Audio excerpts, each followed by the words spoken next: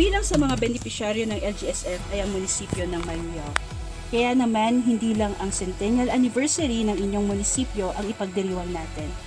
Kinikilala din po natin ngayon ang inyong milestone sa mahusay at matagumpay na paggamit ng pondong ipinagkaloob sa inyo ng ating gobyerno.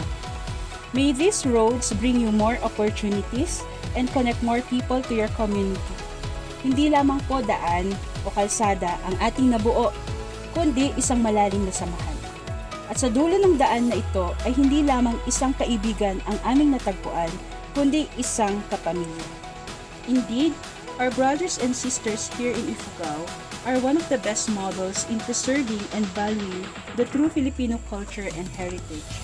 You make great contributions in keeping our history alive despite the passage of time. And because of this, we can be assured that our future generations will always be reminded of and inspired of our rich history.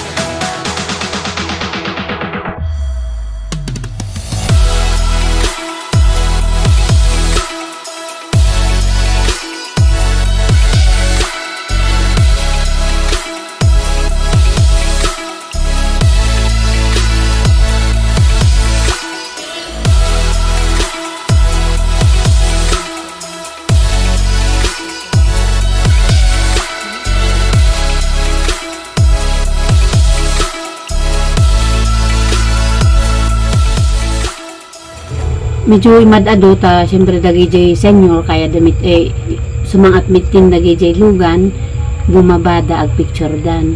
Han idikit magnata manikod jay baba, pitak, or pitak ka namin sa dagijay. Ngim datatakit adado data dagijay senior, di kaya na mitin nga umay dan. So, nayon natin panagyaman ti LGU is of course the acceptance and the responsibility of maintaining this facility, and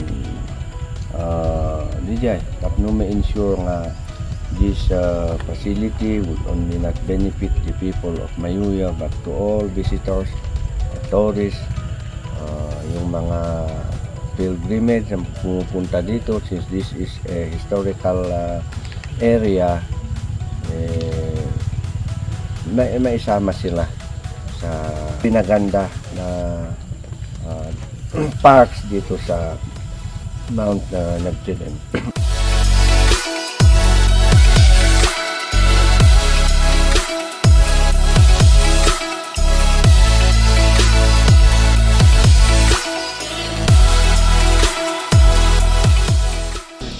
Overlooking that site are the terraces of Bongan,